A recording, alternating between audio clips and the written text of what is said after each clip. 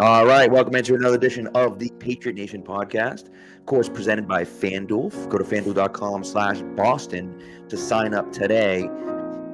As you can hear, we got a little funeral march going on. The Patriot season is over, and what an ugly, ugly season it was. My God, just an absolutely terrible, terrible year. Kind of all around, and it ends in a 17-3 loss against the Jets at home. Golly, what a depressing season. Yeah, this year did not go the way we thought it was going to go, Pat. No, it definitely didn't. So, but yeah, listen, as bad as it was, and look, it sucks. Of course, the Patriots had a 15-game streak against the Jets. They lose that 15-game streak. But as Ashton says, thank God the season's over. It just, and old man Mom points it out, at least the Patriots get the number 3 pick. So they get the third overall pick. It looks like the way things ended up, and I might be wrong about this, but the way things ended up, I believe the Patriots would have ended up at the 5 had they won, as opposed to the 4. So, okay. It might have been. Well, no, maybe not, because maybe they needed a Green Bay won. I guess it doesn't. The Giants won, so I'm not sure, but it doesn't matter now. Yeah, no, it doesn't. So, do you want to feel old, Pat? Oh, yeah, sure. I already feel old, but yes, continue. The last time the Patriots lost to the Jets, I was in high school. The last time that they lost to the Jets at home, I was in middle school. And the last time they lost to the Jets at home in a regular season game, I was in 5th grade. Oh, my God. Yeah, that sounds about right. Yeah. I mean, it's been a long time for the Patriots. And of course, what's funny about it, and I talked to my buddy Boy Green, who we had talked about on the show before. I was on his show Saturday morning, and, he had alluded to the fact that, beating the Patriots, of course, is great for the Jets. But at the same time, it's like you beat the Patriots and you give them a better pick, right? And so it is kind of funny that now it's only 1 pick. I did check Tankathon, by the way. The strength of schedule is lower. And so therefore they would have stayed at 4 had they won. So not a big drop from 4 to 3. But still, I still think if you look at this draft class and you think the top 3 are that much better than everyone else, the top 3 being Drake May, Caleb Williams, and Marvin Harrison Jr., if you think the top 3 are that much better than everyone else, then 3 is an important place to be, right? And if you love Caleb Williams and you want to go from 3 to 1, it's easier to go from 3 to 1 than it is to go from 4 to 1. Now, that doesn't mean it's going to be easy, but it's easier because you're 1 pick closer. And I think you're in a spot right now where everything is on the table. Because, we don't know what the 2 teams ahead of New England are doing. It's going to be Chicago at 1, Washington at 2. Presumably, Washington is taking a quarterback. You would think. If I were GM of the Bears, I would also be taking a quarterback. I don't think that's a guarantee, though. So I think a trade up to 1 to jump Washington is absolutely on the table. I think whatever quarterback you like, sliding to 3 is on the table. Weird things happen. Although I will note, Jaden Daniels, I don't think was in the piece, but there's an ESPN Plus piece with the name of the guy's escaping me right now, talking about J.J. McCarthy and Michael Penix. Yep. And he said that J.J. McCarthy is a consensus late first rounder right now, and Penix is everything from first rounder to third rounder with the scouts he's hearing. So we'll see. I don't know where Jaden Daniels is going to go, but conceivably you can get the guy you like at 3. And I think there's a world where you trade down. I think there's a world where you stand put at 3 and just take the best non-quarterback available, presumably Marvin Harrison Jr., though I think you can debate positional value there if you want to tackle. But the world is your oyster. Even if it's quarterbacks at 1 and 2, the draft starts at 3, and the New England Patriots are going to be the focus of this offseason, both for the draft and because of the Bill Belichick situation. That's the whole thing is going to revolve around us. Oh yeah. Well, that's really, you think about what the media is going to be like tomorrow and the headlines and so on and so forth. And that's kind of fascinating to me. I do think, again, do you go Joe Alt? Do you go Olu Fashanu? Do you go, who do you take at 3, right? I love Caleb Williams. To me, there's a drop off between Caleb Williams and even Drake May. Now, I know a lot of people disagree with that, and people love Drake May. I'm not as high on him. And again, that's just honestly, it's uniform for me. And it's some of the plays I've seen him make. I'm like, oh, I don't. But he's got some great plays too. So I don't know. It's hard to know. It's hard to evaluate. But as I said, to me, Caleb Williams is kind of in a tier of his own. And so if he's going to go number one, then he's going to go number one. Now, could someone fall in love with Jaden Daniels? It's certainly possible. It's certainly possible someone falls in love with Jaden Daniels and he ends up at 1 or 2. What? Right? I don't think that that's so realistic, but it's not crazy to think. I don't think. Well, and it's an interesting situation because at this point last year, the top 2 quarterbacks were CJ Stroud and Bryce Young. And we went through a whole offseason of Will Levis going in the top 2 and of Anthony Richardson sneaking into the top 2 and all this stuff. And then ends up just being the same guys 1 and 2. Right. Then you go back to 2021 and you're at this point, and it's Trevor Lawrence and Justin Fields. And then Fields ends up being the 4th quarterback off the board because Zach Wilson goes up and Trey Lance goes up. And that's one of the things about the draft that makes it interesting here, the quarterback market. With other positions, now if you're taking a receiver, it's kind of all right. We'll just take our receiver, and as long as he's somewhat scheme fit and fits what we like in a receiver, we're good. Right. Quarterback, it's a lot more about the individual player. So just because a big board says something doesn't mean that the team who's picking it too agrees with that big board. They're going to have their own board, and if there's a personality quirk or a testing thing or something they want in a quarterback that they see things differently than others, then that can shift the entire draft and not just the fortune of their franchise, but the ones around them. So I think there's going to be a lot of focus on what goes on with Washington in particular and what they want in a quarterback, because it feels like that Bears pick, it's probably either Marvin Harrison Jr. or Caleb Williams. I don't think we've heard a lot of Drake May talk there at all. Oh. And so for Washington, it's going to be, do they want May or do they go off script here and go for a guy like Jaden Daniels? Is that something they're going to want there? And, right. It's new ownership there and probably going to be a pretty much fully new regime, it sounds like. So, which the other part of this is Florio was saying before the Sunday night game that apparently Josh Harris is in love with Bill Belichick and wants to get him to Washington, which is another complicating factor in this whole thing. And it's fascinating to think about, right?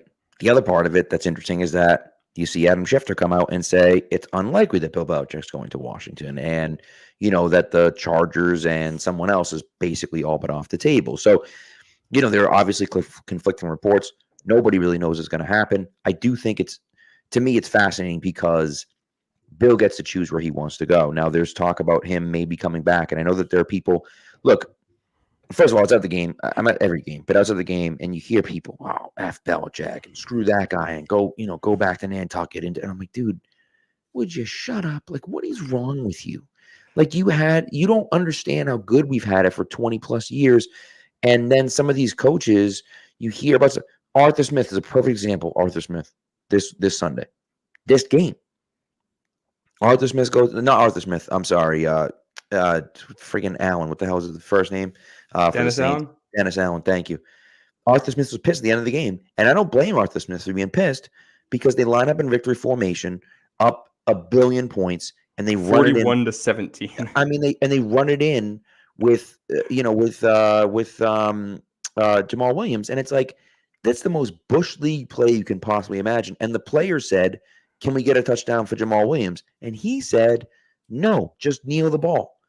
So instead of lining up and running a play, they line up like they're going to run victory formation and run it anyways.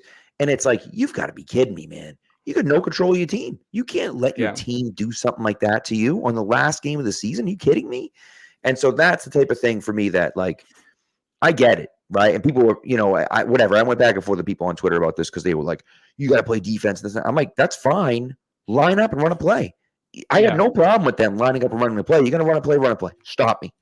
But don't act like you're going to do victory formation and then run it in for a touchdown when you're up by 24 points with 2 minutes left to go in the game. That's just stupid, and so that's the type of stuff. But it's like, but my point here is that he doesn't have the control of his team. And you can say that Belichick doesn't. You can say whatever, but like you hear guys talking about Belichick, and you hear Zeke talking about, I thought I was going to be coached by a great player, by a great coach, and I was coached by a great coach. And you talk about the leadership that he has in the locker room, and the fact that he's never slowed down, and the fact that he commands that from his team.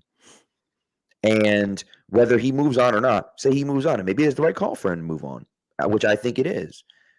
You don't have a guarantee that the next guy that comes in is going to be any good. And that is a scary proposition, and at the very least, you should be able to sit back and appreciate what you had for the last 24 years. Yeah, no, I think you look around the NFL and you see how when it comes to leadership, it can get a lot worse. I also think one of the things we tend to forget, especially because it looked so easy in New England for so long, is that a lot of times, even good teams, the teams that make the playoffs, the teams that win games in the playoffs, it looks ugly for stretches. Like, great football was beautiful. Good football can get ugly, and bad football is really ugly, which I think we saw just about as ugly as it can get today. But no, and the Patriots have played good football for the better part of 2.5 decades here.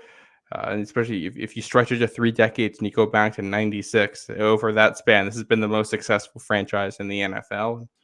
It's tough for Bill to go out like this if this is how it goes. I will say, if I'm Robert Kraft, not 50-50 coming into today, I'm 49-51 at best in favor of keeping Bill after what I just saw. And I think the article, did it come out before we talked on Wednesday, the Callahan piece? Came out after. Yeah, because that came out on Thursday. We talked on Wednesday. I was pretty firmly in I think we should keep Bill camp before that. And that was the first article that made me raise some red flags. That article said he wanted to keep Patricia, talked about real dysfunction between the Bills, O'Brien and Belichick, behind the scenes. And that's the first time where I'm like, I have serious doubt about how you make this offensive staff work next year and what direction you go and the goals for it. If the standard for this team is to go have a winning record next year or else Bill gets fired, then what are we doing? This team's not going to have a winning record next year unless you get incredibly lucky. Let's rip off the Band-Aid now and start moving towards whatever our future is going to be. I don't think that feels like, trying to patch things up with a girlfriend when you both know it's not going to work, but neither wants to say goodbye. That feels like what you're doing there. Yeah. So you either got to get everybody behind the scenes on the same page and move forward with something similar to what you have now in your staff, with some changes, or I think you just rip the Band-Aid off and jump off into the abyss and see where you land. We knew it was going to happen at some point too. So. Right. And I think that's what it comes down to, is that I don't think you can look at this team and think that they're going to be a playoff team next year. Now, I will tell you that with the defense that they had this year, they scored 21 points. They scored 21 plus points in 4 games. 4 games this year. They were 3-1 in those games. They had just yards per attempt and yards per reception. They were, I believe, number 6 against the pass in yards per attempt and number 1 against the run in yards per attempt for the season. That's the defense. That's how good the defense was this year. And so, you look at it and just think, man, if you had any semblance of an offense, just anything, a mediocre, and this is what we talked about before the season. We talked about them getting 10 or 11 wins because we thought if you just had a top 15 offense in the NFL, you'd win 10 games. And guess what? If the Patriots had a top 15 offense in the NFL, they'd be in the playoffs right now. They'd be the Steelers. That's right. That's what this would look like. They'd probably be better than the Steelers, to be honest with you. But you're right. They would be in that tier. Right now. Right. And so they would be that, 6-7 seed, whatever the case may be. But nevertheless, they'd be in the playoffs. And I think that's something that they were just never able to get going this year. I mean, listen, they were 5 games this year without a touchdown. 5 games without a touchdown for the Patriots this year. I mean, that is incredible. I mean, the amount of dysfunction and just the level of bad football you have to play to have 5 games without a touchdown is incredible. Of course, shut out in 2 of them, and then 3 other ones where they couldn't muster a touchdown, and it was a lot bad of home too. Yeah. I think that's that's one of the tough parts here. And in some ways, they're not as bad as their record because I thought you saw good performances from the defense and a lot of Yeah. close losses and things. But also, you are what your record says you are. There are a lot of Mhm. those close games that were close because they scored late, or they didn't really get unlucky. The players just weren't that good, and they were Right. just one score loss than the other team, and that's kind of how they were all season. So. Yeah. Yeah, and I know I think it's tempting to make the Houston comparison because of the jump that they made, but I caution against that because Texans have a franchise left tackle in Mhm. Laramie Tunsil, and the Texans had a guy who we didn't know was going to be a wide receiver one in Nico Collins, who has developed really nicely into a good player. Yeah. Patriots don't. I mean, Pop Douglas is good. He's not that. He's more in the Tank Dell category. He's not like Right. a wide receiver one. Patriots don't have kind of a sleeping giant receiver. They got one developmental guy in Pop Douglas. So I think, there's two receivers from this team that I think you would choose to keep around, and that's Douglas and Bourne. Everybody else, if you could, you'd get rid of them. And maybe Yep. Booty sticks around, but you're not counting on anything there. No. Right. The Texans had some developmental talent on the team that they developed into where they are now and dropped the quarterback in. And Patriots aren't there. It's funny. I feel like this Patriots team is 3 players away. The 3 players being the 3 hardest players to find in all of football: a quarterback, a franchise left tackle, and a wide receiver one.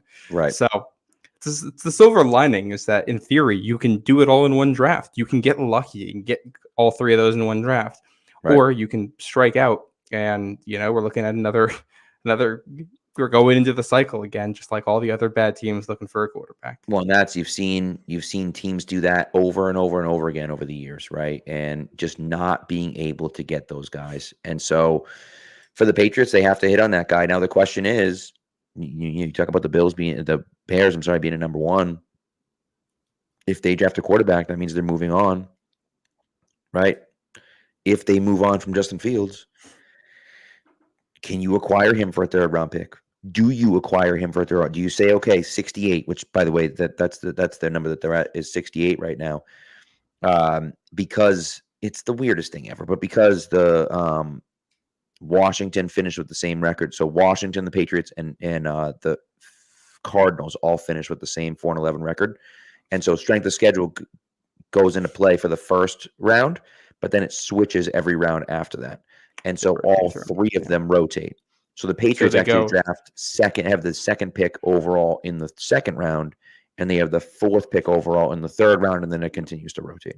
So you think about it like a tier. There's the 3 teams there, and Right. Patriots pick 2nd in the group, and then 1st in the group, and then 3rd in the group, and then 2nd, and then 1st, and then 3rd, all the way to the back and that of the rotation draft just continues the rest of the way. So obviously it matters more at the beginning of the draft, but you still look at it towards the end. So, but to the Patriots trade a 3rd round pick for Justin Fields, do you think that that's worth it? And again, I don't know, but do they think that that's worth it? And if it is, now you can draft a wide receiver at 3.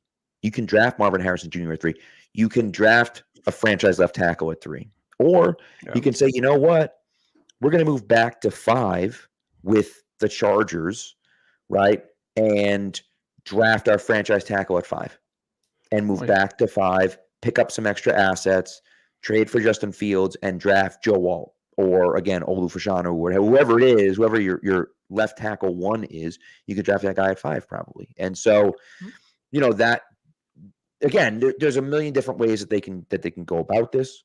I just think it's going to be, there's a lot of work that's going to have to get done. And it seems like it's going to be a brand new regime coming in. So the scouts will probably be the same for now, but you're going to talk about, maybe scheme changes and then maybe so there's going to be a lot of stuff going on. Yeah. When it's how brand new the regime is, I think is a question here too, because if they end up with Gerard Mayo as the head coach and that's the direction they want to go moving forward, you might keep a lot of the old infrastructure. You might keep a lot of the scouts. I think in general, the scouting methods and the system the Patriots have is perfectly fine. The problem is their evaluations just weren't that good. And I think if you kind of took the same infrastructure and changed some of the priorities and what you're looking for and the types of guys you're looking for, you probably get better results and maybe swap out some of the individual scouts. But I do, for as bad as the results are, the actual scouting infrastructure you see in New England is something that has been copied across the league because it was so successful. I know we talk about coaches failing out who were with Belichick. Nobody talks about the front office guys who were under Belichick, who have gotten jobs around the league and have all done very well. Right. So, yeah, and that's, I mean, we're talking about lower level guys too. It's those methods work in terms of the actual, formats of doing scouting reports and things like that. You might just need a different eye at the top to change what it is you're actually looking for in some of these players. Yeah, and I think too the other part of it for me is that you talk about the scouts, and I'm sure some of the scouts have changed since the early to mid 2000s, right? Since like the regular scouts, right? And some of them moved up and so on and so forth. But like, if a lot of those guys are the same, well, not a lot of them, but if half of those guys are the same, well, you got to think that they're doing quite a bit, right? And then maybe they're just not making the right call at the end. Maybe it's not, maybe the evaluations are good and they're just not taking the right guys, or maybe, whatever the case may be. And so I don't know. I'm not sure what the right answer is there. I do think after Jalen Milroe came out and said, what he said about Bill O'Brien, and seeing the way Bill O'Brien plays offense and the way that, Malik Cunningham didn't get a chance, I don't know if I want Bill O'Brien as the offensive coordinator next year. I just don't know if I want that, because again, I want a 21st century offense. I don't know if Bill O'Brien is going to commit to that. I don't know if he's going to do that. You know what I mean? And so, like, does he look at this draft and think Bo Nix is the guy that I need to run my offense? Like, I don't want that. I want Jaden Daniels or Michael Penix or even Drake May, who can run, guys that can change the game because they can move well. That's who I want as my quarterback next year, right? And so, and that's I think one of the other things, you've got Bill O'Brien apparently making comments about a quarterback, how he should be a running back based on his running ability and all that, and it makes you question what you're going to do if you have a mobile quarterback. Basically, all the quarterbacks in this draft are mobile. The only one at the top who isn't mobile is Michael Penix, and he's still reasonably mobile. He can make plays. Yeah. But the other part of it is that Bill O'Brien is a unique personality. He's very fiery. He's angry. He's loud. He gets into you. Some guys like that. Some guys don't. I look at some of the guys in this draft, and like a JJ McCarthy, who's been learning under Jim Harbaugh, I think he would have no issues with a guy like Bill O'Brien as his offensive coordinator. Some other guys, I don't know how they would handle that. They might not take to it as well. And I think that's a key piece here. I think there's kind of, the article that went up this morning on Pat's Pulpit, I kind of touched on this, but I think there's two key pieces that need to go forward with this offensive staff.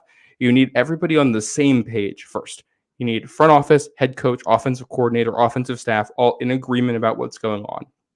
Sounds like they don't have that now. Sounds like they didn't have that last year. Under no circumstances can that be the case in 2024. You need everybody on the same page. Yeah. And then the other part about it is that you need it to be the right page. It doesn't matter if everybody's on the same page if it's a bad strategy and it doesn't fit the players. So you need both parts of that. And I think with Bill O'Brien, you can get on the same page.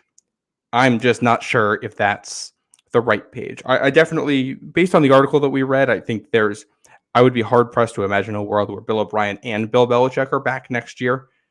I don't necessarily think you need to get rid of both of them. I think you probably need to get rid of one of them unless you can somehow make this work. But I think you probably would like to overhaul the whole offensive staff, which, by the way, what we're talking about, the offensive staff, I'll just touch on it. Adrian Clem, it had been reported this week that apparently he had a lengthy hospital stay, it sounded like, with whatever's going on with him, and he just got back and is around the team. So hope he's doing all right. And his name that's interesting here, because I liked the hire when they made it, and I feel like we still haven't gotten a real chance to see what kind of offensive line coach he is. So he's a guy I wouldn't mind bringing back. Yeah, and I thought Jake Andrews, I know they gave up 7 sacks today. I thought Jake Andrews played okay. They played all right. City So I thought looked decent at right guard. Now they had to eventually move to left tackle when Vidarian Lowe went out after that ridiculous fumble play. After Billy Zappi's first interception, and then he threw a second interception on the same drive. Look, it was bad.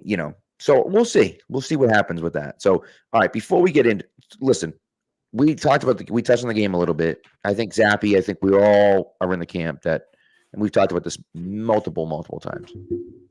At this point, I don't think anyone in the Patriots quarterback room should be here next year. If you like Nathan Rourke as a developmental guy, I haven't seen anything. I've seen one play by him that was awesome.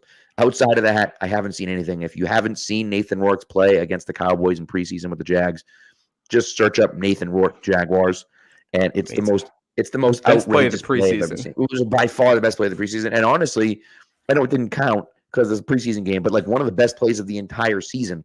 Regular season or preseason. So, but it's one play, and it's against like the Cowboys' third stringers. So like it's not like it was it's not indicative of what he can do necessarily, but he still did it, and so it looked cool. And so hey, who knows? You want to keep him as a developmental guy, fine. But like Mac and Zappy, there's nothing there. There's nothing there, and there were people for a long time that thought Zappy had something there. He doesn't. He doesn't. I'm sorry. He doesn't. He's not that guy. He threw some really bad passes today. And that's why I wouldn't have any objection to him being on the team. Like coming into camp next year, if we're going to bring him into camp, he's cheap and he's a body and he has some familiarity with people there. So depending on what happens, if you want to bring him into camp, go for it. But he's going to be on the outside looking in for the 53-man roster. You need to add 2 quarterbacks. Yes. That's what this is. When you break camp, when you go into OTAs, you need to know who you think your QB1 and QB2 are. And neither one of those guys can be somebody who's on the roster right now. And I think Mac also, you save some money by trading Mac too, and I still think you can get a day 3 pick back for him probably, or cut him. I don't care, but there's no reason for him to be on this team next year. Yeah, I just think I wonder. I also don't want like people like, oh, Zappy can be the backup. And I've talked about this a few times where like Zappy's done enough that he could be a backup next year. But like if you draft a rookie quarterback, I don't want Bailey Zappe as my backup because Bailey Zappe wants to play. He's not going to mentor a young guy. He's too young to mentor a young guy, right? Yeah. So like get him out of here, have a veteran in here. Maybe you can trade Bailey Zappe for something. Probably not, but maybe you can. And you trade Mac Jones and Bailey Zappe, and it might be a 7th-round pick, but so what? Yeah, and you get 90 spots on the roster when you start camp. If you think Zappe's worth one of those, that's fine. Yeah, I agree. But you're going in with no expectations. He's QB3 or maybe even QB4, and he's fighting to either make you give him a spot on the 53 or more likely to prove he should stick on the practice squad or get a roster spot somewhere else too. Exactly. So you can do that if you want, but he's not even he's not part of your solution going forward. And I think it's pretty clear you need to draft somebody and you need to sign somebody. That's how you address the QB position. And that's priority number 1 this offseason, and then you figure out the rest as you go. And like I said, you gotta fix the offense. And to me, the offense is 3 things, and you mentioned it: quarterback, tackle, wide receiver. Got to get in. You got to bring in multiple wide receivers. I want the Patriots to draft multiple wide receivers. I want them to draft multiple wide receivers early. And I don't mean like 1st, 2nd, and 3rd round, but I'd like to see one by the end of day 2. I'd like to see another one by the end of round 5, let's say. I'd like to see fairly early wide receivers. And so, guys that, can make an impact theoretically week 1. So anyways, but that's, and I think with the receiver thing too, I think volume also matters here too, because I think of the 3 spots that we need the most, you have the highest hit rate on day 3 at wide receiver. You don't usually find tackles there. You don't usually find quarterbacks there. If you throw a day 2 and a day 3 pick at receiver every year, that type of thing, then like a 3rd-round pick and a 5th-round pick at receiver every year, you're going to land decent players in there just by, sheer dumb luck. Right. And occasionally, you're going to get a Puka Nacua, or, that's where Antonio Brown was taken. Yep. You're going to be able to find, or was Antonio Brown undrafted? Am I mixing guys? Brown was a 5th-round pick. What's his name? Tank Dell got drafted in the 3rd round this year. DeMarco Douglas, who's been good for us, was a 6th rounder. I think Nico Collins was a 3rd round pick, I believe. Stephon Diggs was a 5th rounder from Maryland. You can get good receivers. You can get quality receivers there. Yeah. So even though it's probably the second biggest need in this offense, in some ways, I'm content leaving it until the third round because I think you can get quality players there. And if you use a third and a day 3 pick on a receiver, I think you just kind of do that until you fix the issue, unless you have somebody earlier that you of feel course, right? If Harrison Jr. is there, or you trade back and Malik Neighbors is sitting there, or whatever the case may be, or one of those guys drops out of the first round, right? One of those surefire wide receiver 1 candidate wide receivers drops out of the first round. You're sitting there at pick 34 saying, "Oh my God, we have to take this guy," right? Well, and I think the other part of this too is that if you're at pick 3 and there's just not one of the quarterbacks you like there, you have the opportunity to trade back and pick up some assets. Right. And then from 34, you can use those assets and trade up to get somebody you like. That's where I did a mock draft earlier this week. And what I ended up doing was trading back. I picked the Vikings because the rumor was they were in on Anthony Richardson last year. This was Brett Coleman who said this on his podcast, that they were going to give up the farm to move up and go get Anthony Richardson.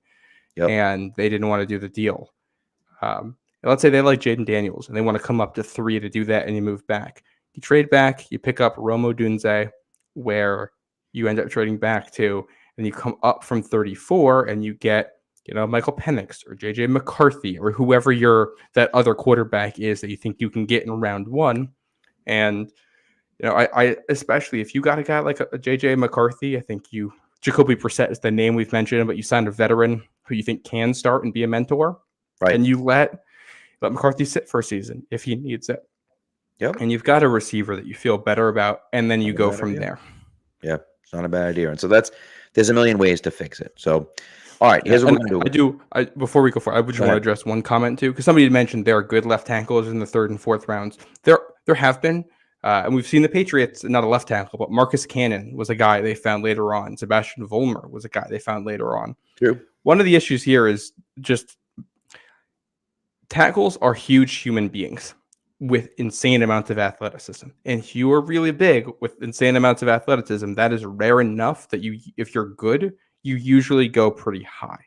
It's harder to find those guys later in the draft. Meanwhile, receivers, you see good receivers all the time who have okay testing. There isn't just a super strong correlation between your testing and your success as a receiver. Cooper Kupp, I think, is a really good example of a guy like that.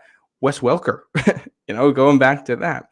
And because of that, you can find some of those guys who are technicians who stand out on tape but might not have the testing in round 3 and round 4.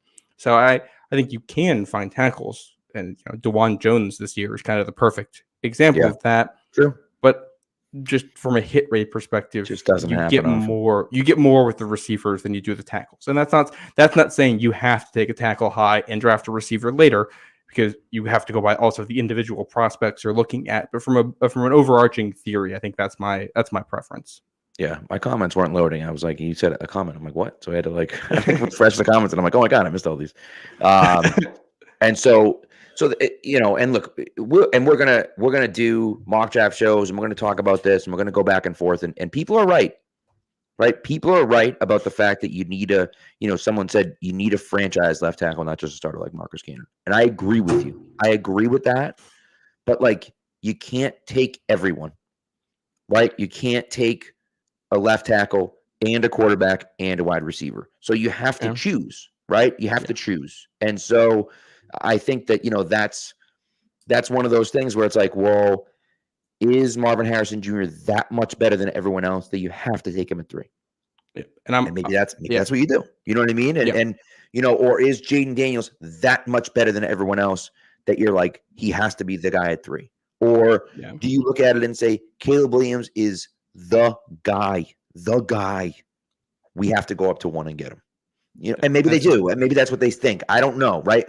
They have to decide that, and so those are some of the things for me where it's like they have to figure out what they're doing. But again, there's a possibility that you can hit on all 3 of those guys, but you can't take them all in the first round, right? This isn't Madden where you can just trade all your assets for picks 1, 2, and 3, right?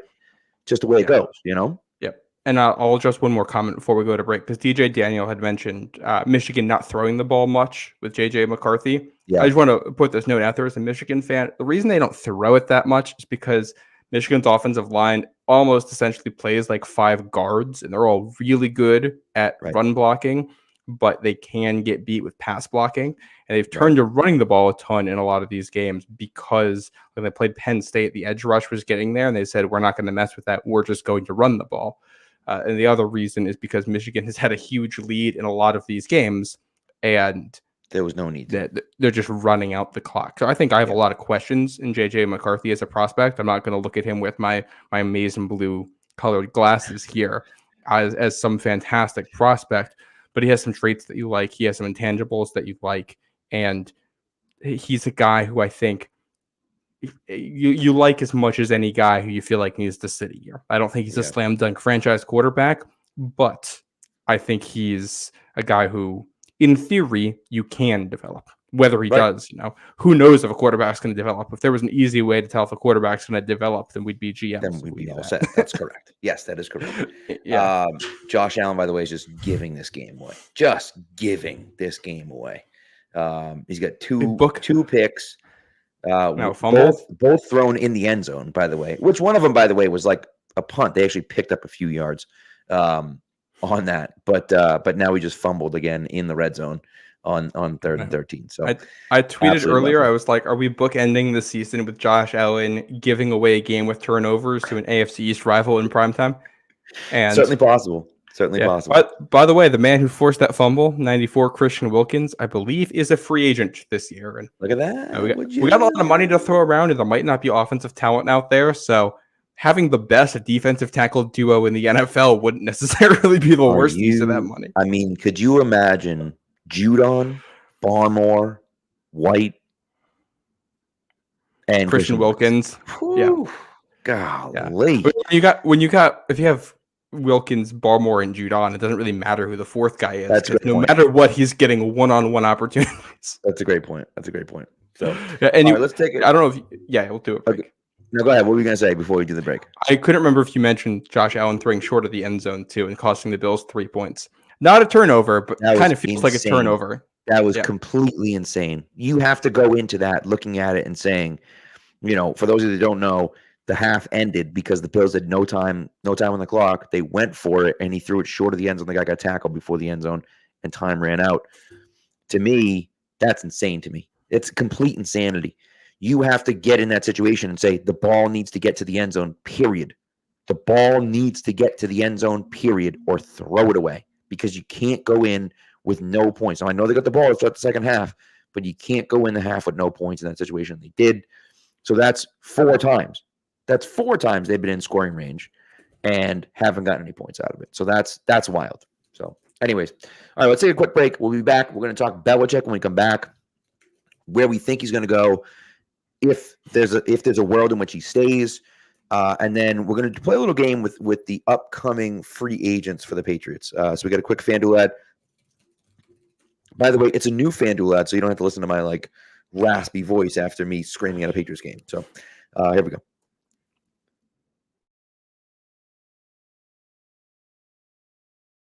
The NFL regular season is wrapping up, but there's still time to get in on the action with FanDuel, America's #1 sportsbook. Right now, new customers get $150 in bonus bets, guaranteed when you place a $5 bet. That's $150 in bonus bets, win or lose. The app is so easy to use, and there are so many different ways to bet, like live same-game parlays, find bets in the new Explore tab, make a parlay in the Parlay Hub, the best way to find popular parlays, and more. So visit FanDuel.com/Boston and make your first bet a layup. FanDuel, official partner of the NFL. Must be 21 plus and present in select states. FanDuel is offering online sports wagering in Kansas under an agreement with Kansas Star Casino, LLC. First online real money wager only. $10 first deposit required. Bonus issued as non-withdrawable bonus bets that expire 7 days after receipt. Restrictions apply. See terms at sportsbook.fanduel.com. Gambling problem? Call 1-800-GAMBLER or visit fanduel.com/RG in Colorado, Iowa, Kentucky, Michigan, New Jersey, Iowa, Pennsylvania, Illinois, Tennessee, and Virginia. Hope is here. Visit gamblinghelpline.ma.org or call 1-800-327-5050 for 24/7 support in Massachusetts. Or call 1-877-8-HOPE-NY or text HOPE-NY in New York. All right, so let's get into Bill Belichick. I believe that it was Bill's last game in Foxboro. I'm a little upset they didn't show him on the board. They didn't do anything. They didn't do any of that stuff, which I understand. Bill obviously didn't want them to do that stuff. I get it, but like at the same time, like my goodness, you can't give us anything just to like say thank you. Now the place had emptied out. I mean, there was nobody there. A ton of people left at halftime. It was nasty out. It was cold. It was snowing. It was like half snowing, half raining. It was nasty. I get that. But at the same time, like, it give us an opportunity to say thank you for, 24 great years. They didn't do that. And that's frustrating and disappointing. And, it is what it is. But I was frustrated about it. And so I think he's done. I think he's done. And we talked about this, and I thought I was on the fence. But now you look at what happened, and in the articles that came out on Thursday, I'd be shocked for me. So we'll see. But that's my opinion. From what's kind of been reported and what's out there, it sounds like the only way Belichick would come back is if he's ceding a lot of power or control in some way, and if he's willing to change his stripes, which I don't think is some impossibility. And the other factor here is going to be what other teams want out of him. So if there's no other team that wants him to be GM and head coach, then that might change the way he looks at things. Because if no matter what, he's only going to be a head coach and he's not going to do the front office stuff after this, if he doesn't have roster control, he might be willing to sacrifice that and stay in New England. Now, whether or not that's enough for Kraft to keep him around, I think remains to be seen. I'm curious to see how long this process is going to last, too. Typically, what was reported earlier today is that when they meet, typically their meetings take a couple of days. They meet right after the season, Monday, Tuesday into Wednesday. They'll meet and they'll talk about the year, figure out a plan going forward. I don't think it's an impossibility that he stays, but I don't think he will. I think they're going to want to go elsewhere with this.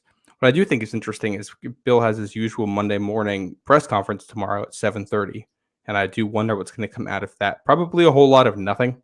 Yeah, I would think. That's my guess. But we'll probably have an idea by midweek. Maybe it'll be on our Sunday show instead of our Wednesday show that we're talking about this, and we'll get more clarity. And could also depend on teams in the playoffs and who gets eliminated and who's looking for a coach. That could factor into this. Right. But if I had to be a betting man, I would say Bill Belichick is not a member of the New England Patriots organization in 3 months' time. Yeah. And so then they finalize this stuff. Right. And so then the real question is this, right? Where does he go? Right? Where does he go if it's not here? And so you mentioned Philadelphia being an interesting spot. That's an intriguing spot. I have my doubts about that, but it's an intriguing spot, right? And so you say, okay, there's one spot. Washington, as you mentioned, Mike Florio talked about. Josina Anderson reported that there were multiple NFC South teams that were interested in Bill Belichick. What about Bill Belichick going to either New Orleans or to Atlanta? Both of those sound interesting, right? Atlanta, that's kind of what I just mentioned, Atlanta. Atlanta seems like an interesting place. They have a lot of offensive talent already there. Kirk Cousins is a free agent this year. You mentioned, Minnesota maybe looking for some guys that could theoretically replace him, right? And so if that's the case, well, maybe Kirk Cousins signs in Minnesota, in Atlanta, I'm sorry, and all of a sudden their offense is pretty good and he can help fix their defense. Maybe, so there were these places to go to, and not to mention, those divisions stink. I'm sorry. I know Tampa made the playoffs again, and Baker was pretty good this year, and they're probably going to sign him to, an extension and whatnot. That division stinks. The Panthers are terrible. The Saints are fine. The Falcons are They almost fine. they almost Fine. sent 2 teams to the playoffs, Yeah, which I know which is wild. not to get derailed here, but we did not need a 7th team in the playoffs. That did not need to happen. It was the whole 16 weeks and 12 teams in the playoffs worked, and the NFL got greedy by adding on 2 extra playoff games and a whole extra week of the season. However, you had what, like 7 teams that were you had like 7 teams that were winning in situations this week, and that's the drama that the NFL wants on the last week of the season, right? And so I know I get it, but I'm not interested in a Pittsburgh Steelers win in scenario no, I know. against backups, and I don't want to see the Steelers in the playoffs. Who wants to see the Steelers team in the playoffs? I know. Probably not me. No, I mean the Well, Steelers are gonna get smoked. it makes the 2 seed worth less too, which I don't like. I think 2 teams getting a bye made more sense, and then there's a real advantage to being in the top tier of your conference. Right. Now there's no distinction made between being the second best team in your entire conference and being a team that barely wins their division at like 9-8. They get the same advantage. Which is fine, but look at this situation. Buffalo is in a situation right now where they could either be the number 2 seed or be out of the playoffs. So now one game makes them one of the best teams and they get a bye, as opposed to being because they lost out of the playoffs. You know what I mean? And so that's one of those things where, like, yes, you're right, but at the same time, it's not. So anyways, we can go back and forth and argue about this all we want, but it's an off-season issue. At the end of the day, pretty soon we'll be playing 18 games. So it is the way it is, you know? So, but anyways, I think it's going to be interesting to see where Belichick decides that he wants to go, who wants him. And then the other part of that, on top of that, is what do the Patriots get back for him? If he's going somewhere, you know, that has a top, you know, say he's going to Washington. They're not getting the number 2 pick from Washington. That's not happening. No. Could they get a second-round pick? What I do wonder if it's Washington is if they could get a pick swap at the top. Picks 2 and 3.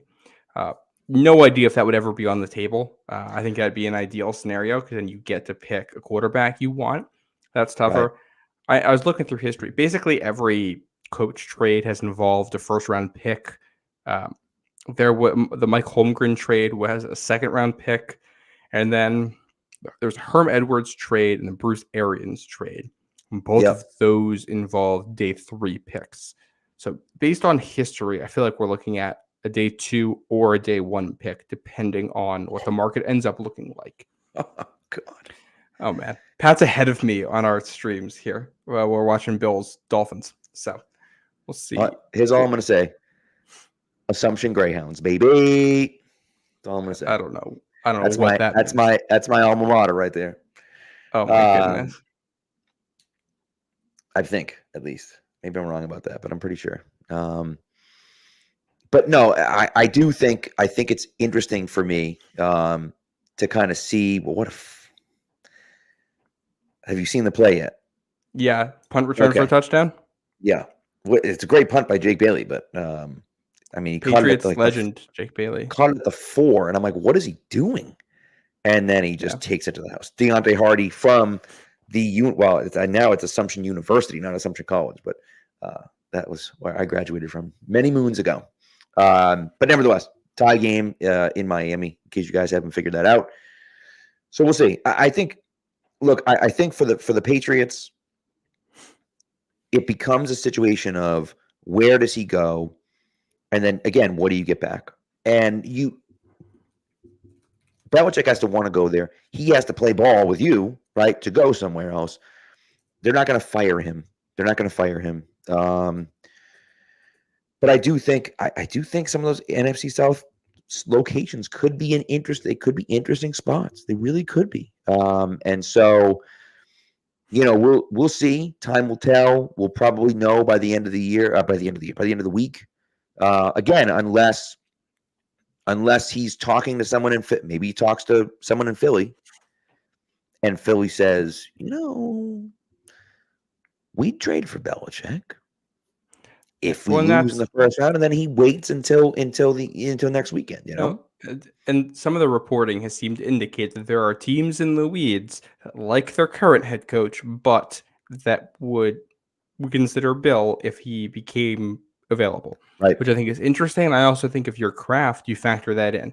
If there are teams out there that say, I want to give up a first-round pick for Bill Belichick, you're going to reevaluate your decision, because if they think he's worth that much, you're going to cross your T's and dot your I's before you let a man like that walk out of the building. Yeah. And I think it's a difficult decision here for Kraft. It might seem simple on paper, one way or the other, depending on where you sit. But this guy's a franchise legend who has a long working relationship with Robert Kraft, and it's going to be hard no matter what direction they end up going with this. There's going to be a lot of emotions involved, and I don't think it'll be like messy or anything like that. But I would imagine behind closed doors, it's not going to be like Kraft sits Bill down and says you're done. It's not. Right. It's going to be more complicated than that behind closed doors. So we'll find out here next 2 weeks. Right, and Bill has 14 games left, 14 wins left to go. To get done, and so, I think at this point he wants to go somewhere we can win. I mean, obviously, clearly he wants to go somewhere he can win. David Savage mentions Dallas. That would be an interesting spot because Dallas has a ton of good players, and they have Mike McCarthy, who famously stinks. And so if they go into week 1 of the playoffs and they lose, which is entirely possible because it is Dallas, that would be interesting. And it would be funny to look at kind of the trajectory of his coaching franchise. And of course, he didn't end up as a head coach of the Jets, but to be at the Giants with Parcells, to be at the Jets with Parcells, then to come to the Patriots with Parcells. Parcells, of course, ended his career in Dallas. Could he end his career in Dallas too? But see, then it's like, does he want Jerry Jones breathing down his neck and stuff? So, but either way, I think it's going to be interesting. So they got to get something back for him. In my opinion, they got to get something. I would like to. I don't think you drag it out to get something back from him, but I would like a return. Right. And I think as long as there are multiple suitors for him, if there are multiple places Bill wants to go and multiple teams that want him, you'll get a return. I don't know if it'll be a first, but you'll get something back. Exactly. Also, before we move on, while we're talking coaching, if the Falcons do not fire Arthur Smith, that is not a serious organization. I am sorry. He's not a good coach. Forget he had that outburst at Dennis Allen after the game, which I think is understandable. But this man has a long history now of really strange outbursts at people and weird handling of the media, which is fine if you're winning, but he's not winning. And he does not look like he knows how to use the talent. I don't know if you watched that sequence where they got to the 1 yard line and they've got the first play they call is a read option with Desmond Ridder and Cordero Patterson. That's their first play. And their second play, I think, was some kind of a pass where Ridder completely misses the mark on it. And it's just, you're at the 1 yard line or the half yard line or wherever you are. You've got Bijan Robinson and a beefy offensive line. Just run the ball. Or if you're not going to run the ball, drop a play action or a fade or something for Kyle Pitts, who's your unicorn freak, or Drake London, who's your other unicorn freak of an athlete down there, and give them a chance to make a play. And instead, they just overthink it almost feels as though he's like anti-fantasy football, and he's so anti-fantasy football that he wants, it's just so stupid, but that he wants to not feed those guys, which is just like, what do you drafted Bijan at number 8, just run him into the line. What the hell's wrong with you? You drafted Kyle Pitts at number 8, use him. You drafted Drake London at 5, use him. What are you doing? I kind of feel like Arthur Smith just thinks he's smarter than everybody else, and he's going to win by being more creative, which is great when your team isn't very good, because that's how you can, put guys in great spots. But it kind of stinks sometimes when you have really good players, because you'll just decide not to use them because you're trying to outsmart the other team and use them as a decoy. It's not, you just got to use those players. Yeah. Arthur Smith is a war criminal. Yeah, I agree. So, all right, let's play that game real quick. Let's do it quick. Yeah. Let's run through it really quick. Yeah. So here's what we're gonna do. Okay, you want to explain it? Or you want me to explain it? I can do it. We're gonna We're going to go through all of the players that are pending free agents for New England this offseason. We're going to put them into 3 buckets. Yes, we want them back. No, we don't want them back. The third category is if they're cheap. We'll take them. Right. If they're, something below what we think right the market price, would be. right? Yeah. We'll start at the top. I'm using, I'll give the shout out to whoever, Nick Goss, who wrote this article on NBC, Sports Boston, having the list of 15 players who can become unrestricted free agents. We'll just go in this order. First one, Ezekiel Elliott, running back. Yes. I mean, I guess maybe at the right price, but he's not going to get a big contract somewhere. I'm going to go if he's cheap, only because if somebody decides he looked good this year and they want to throw real money at him, I'm not sure if that's the best use of our money. Number 2, Kendrick Bourne, wide receiver. By the way, I'm sorry to interrupt you. His quote was hysterical today, where he's like, growing up, I always wanted to play in snow. And he goes, I finally played in snow, and it kind of sucked. I was like, that's so good. I love it. So, Kendrick Bourne. Yes. Yes. That's a yes for me. Pharaoh Brown. Yes. I mean, yes. He's not, no one's paying him big money. Yes. Yeah. I'll say yes. Mike Gesicki. No. I'm right there with you. No. Hunter Henry. At the right price, but which I think means yes. Yeah, I'm going to say yes on him because I don't think he gets some kind of crazy market here. So yeah, I think you bring him back. Trent Brown. Hell no. I am a hell no I'll leave one tiny asterisk, which is if you bring in a new administration here and he makes amends with them, then maybe no. Stop it. You're talking me out of Trent Brown. Yes. As always. Stop it. Mike Onwenu. Yes. I don't care what cost. Yes. Michael Onwenu is a yes. Josh Uche. No. Well, okay. All right. At the right price. Yeah, I'll go if he's cheap. I'm not paying him every down edge money, but rotational pass rusher, sure. Sure. Yeah. Anthony Jennings. Yes. Yes. That's an easy yes. Mac Wilson. Yeah. You know what? Honestly, after the year he had, I might say at the right price because he's played pretty darn well. And I don't know if someone's going to give him big money, but like they could. I'm going to go yes on Mac Wilson because I don't think he gets. I think he's nice in this scheme. I think he works with what they like to do. Next one up, Miles Bryant. Yes. It's crazy. Yes. I'm definite yes on this one. I'm waiting for the cascade of no's in the chat. I feel like we're going to get some of those, but I'm going to yes on Miles Bryant. Jalen Mills. I mean, I don't know. Not really. I don't think so. He doesn't do anything for me. I'll go at the right price. He's serviceable. And he can do a lot of things on the back end. I think he might get starter money somewhere else if they need something in the secondary, and I'm out at that. But as rotational safety corner money, sure, why not?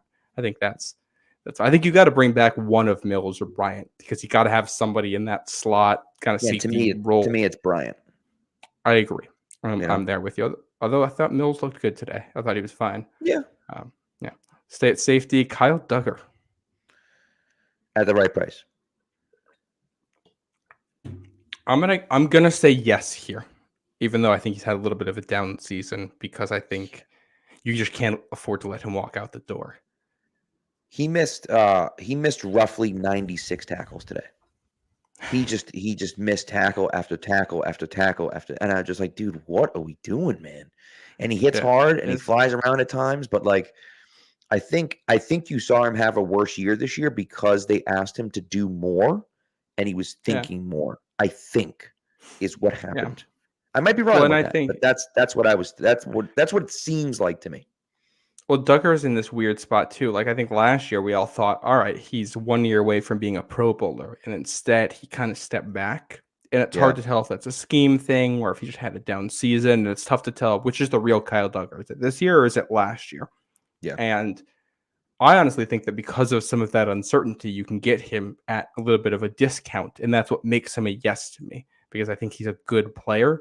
And, if he plays at this level, like just below Pro Bowl level, then I think he'll be worth whatever money he gets, because I don't think he gets crazy amounts of money Yeah. where he is.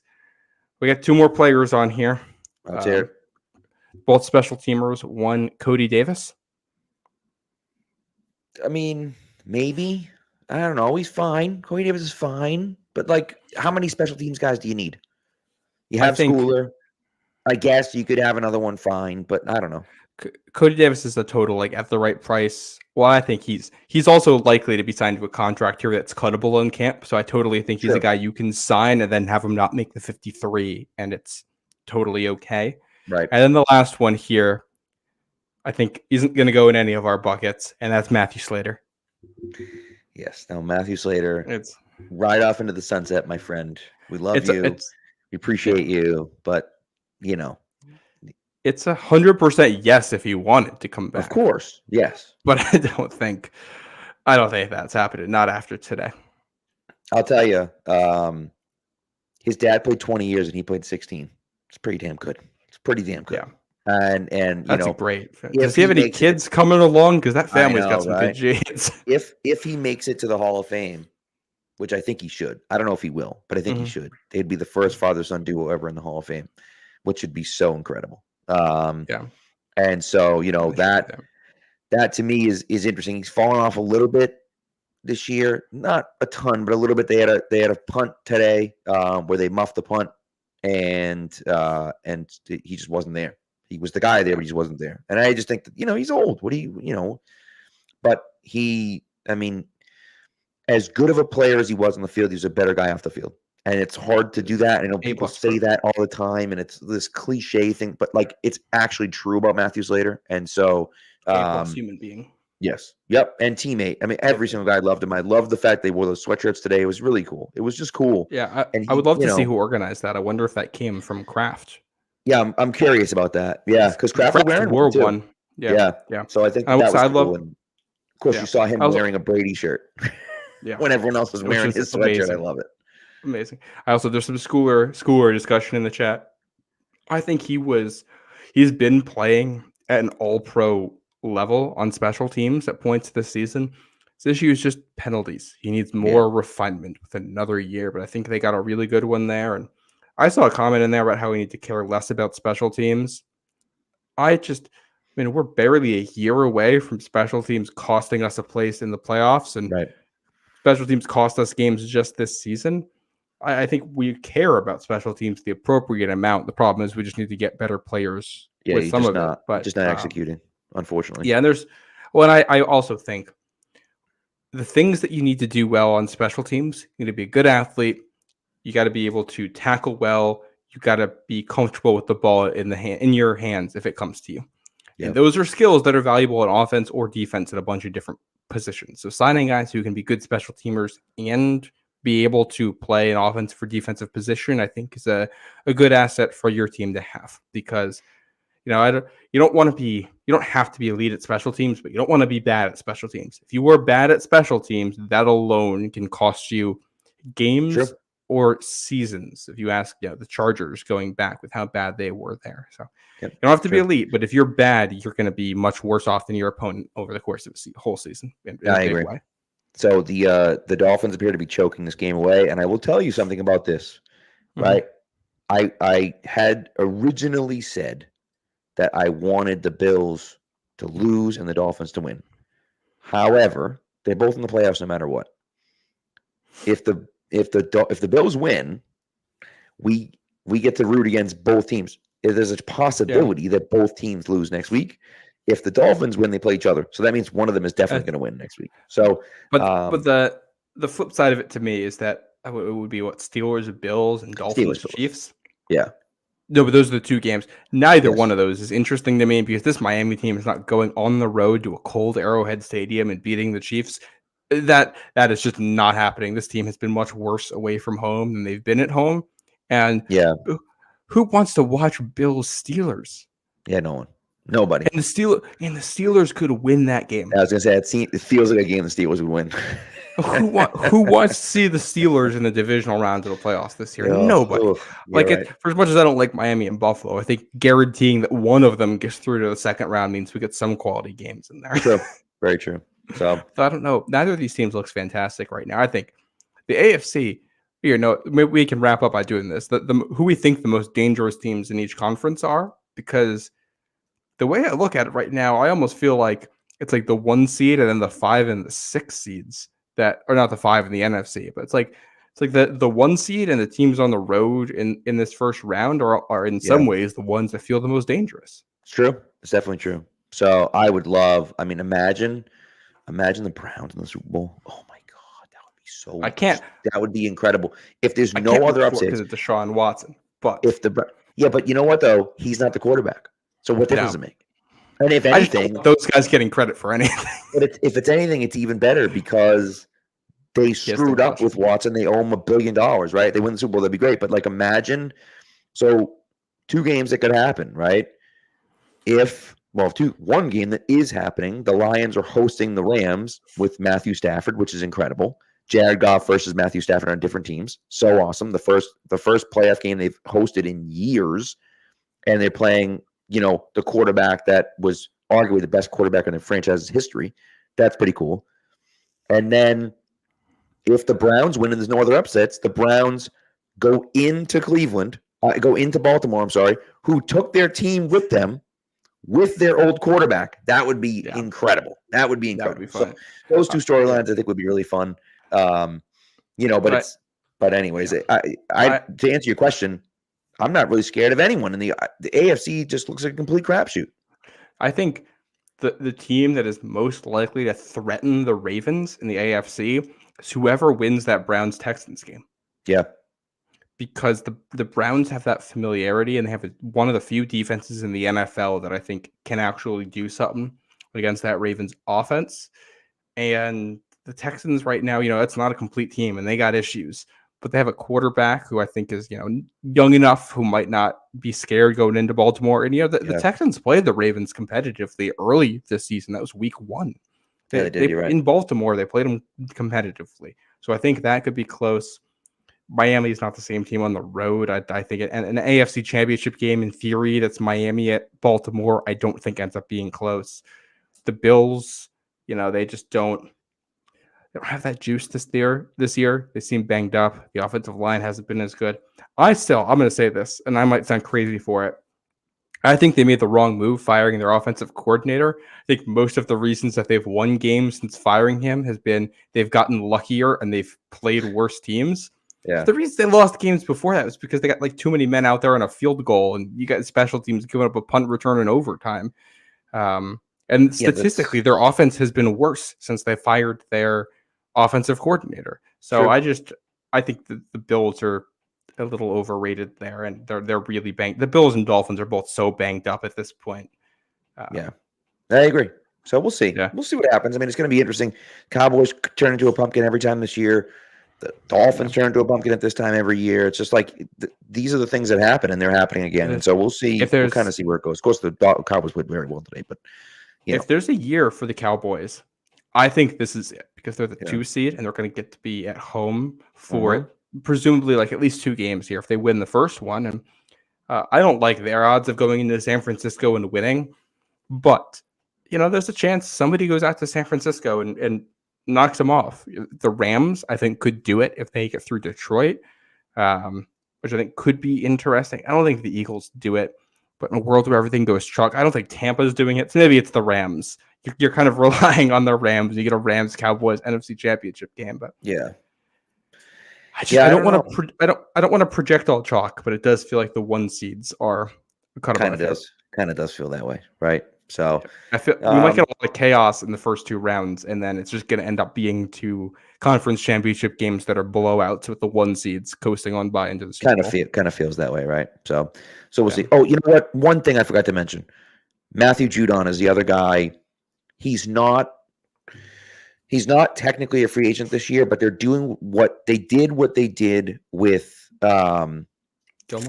Gilmore, where they advanced him money this year from his contract next year. So he's going to need a new contract. He's essentially a free agent because there's no way he can play on the deal, but he's not going to be happy about but he's never going to play on that deal because he's getting like $5 million next year or something like that. So I believe Peppers, Judon, and Barmore all have deals that expire after next season. That's correct. I have that correct. And yes. I think if you're a new GM coming into New England, or if you're Bill Belichick, who's still in that role, which I doubt, but we'll entertain it until we actually hear some news on it. Right. I think the easy move here this offseason, extend all three of those guys. Give Barmore his nice lucrative extension, tack on at least one more year for Judon, and maybe 2 more years for Peppers, and make sure you got a defensive core that can all come back. And paying out a little bit of money to guys who are currently on the team, who are leaders for your team, was a really good way to keep a culture going. And if it is a new GM and you want to say, hey, these are the guys we want, you could set an example right off the bat and get things going the right way. And you got the money right now. This is one of the few times where you can, overpay a tiny bit for guys just to prove a point to your players that, hey, we value you and we want you here. You're not going to go spend way more money than you have to, but go to them and don't hardball. Say, we think you're worth this and we want to pay you it and keep you here and show that they're valued. I think that's a nice, easy win. And the next part is finding guys on offense who you'd feel comfortable making the same offers as you got. Well, then you've let guys walk away. You've let Shaq Mason walk away. I mean, they traded him, but you've let Shaq Mason walk away, and you've let Joe Tooney walk away, and you've let Ted Karras walk away, and you've let guys walk away that you shouldn't have. Right, Stephon Gilmore, you traded. Like, you need to hold these guys. They're good. They're good players. So you need to bring them back. And again, just extend them and keep them a little bit longer. So, but we'll see. But anyways, all right, let's get out of here. Patriot season's over. 4-13, but again, number 3 pick. Yeah, I also believe I think this is the first time the Patriots have ever lost a snow game at home. It is. I know that their first ever snow game loss was in Denver in 2015 as a franchise. So I figured this is the first one at home. It's the first time they played a real one since then. I don't think that maybe that's right. I think they've lost 3 Well, so it's not their first ever home snow game loss, because they have lost snow games at home before. Oh, okay. Specifically 1962 against the Bills. 67 maybe against the Bills. I don't know. It might have been 62 against the Bills at home. They had to try to get into the playoffs with a win, and they lost. My memory doesn't go back that far. Snowy Fenway Park. The only reason why is I have a picture from the Globe. I'm looking at the picture from Fenway Park. I love that. And so I know they lost that game, but I think they haven't lost since they moved to Foxboro. They haven't lost a home snow game. And so definitely their first one at Gillette. So I think losing that streak. They haven't played one at Gillette. They've only played 2 at Gillette since 2009. They played the 2009 one where they won 59-0, and they played the one in 2021. Which one in 2021 was that? They played in 2020 when they played the Jets at the end of the season. It snowed, but it didn't accumulate. No, I guess that's true. By the way, my dad has corrected me. It was 1964 that the Bills beat the Patriots at Fenway Park. So, but nevertheless, I think the last time that there was snow accumulation on the field for a Pats game at home was 2009 against the Titans, and then the 2008 one against the Cardinals in there as well. And 2003 and 2004 were just filled with snow games. I think they had 2 or 3 in each of those seasons, which is kind of it's crazy to look back on, because we just haven't gotten. We certainly have not. So, I'll give you a New York fact for a second, Pat. New York is coming up on 700, or Central Park specifically is coming up on 700 days without accumulated snow. What? That's crazy. That's really crazy. We're almost we're 5 weeks away from it being 2 years. It was like Valentine's Day 2 years ago when we had some snow. So, there you go. How about that? Yeah, it's wild. All right, well, guys, thank you for listening. As always, we appreciate you. It's been a long season. The off season is going to be fun. Just because the season's over doesn't mean we're taking a break. We're going to be here. We're going to be doing mock drafts. We're going to be doing all sorts of draft talk with you. It's going to be great. I'm very excited about it.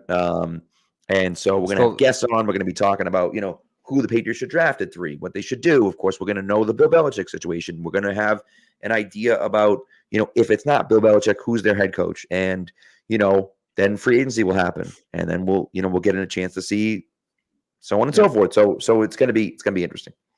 Yep. Yeah, we'll be 2 times a week. We'll be doing this all off season. So lots to talk about. I'm sure we're gonna hit this from every single angle a couple different times, and excited to get into it. Yeah. Biggest off season in my lifetime for the Patriots. For sure. That is a huge off season for the Patriots this year. So chance to go from a bad team to at least a competitive team in the division. They're a bad team right now.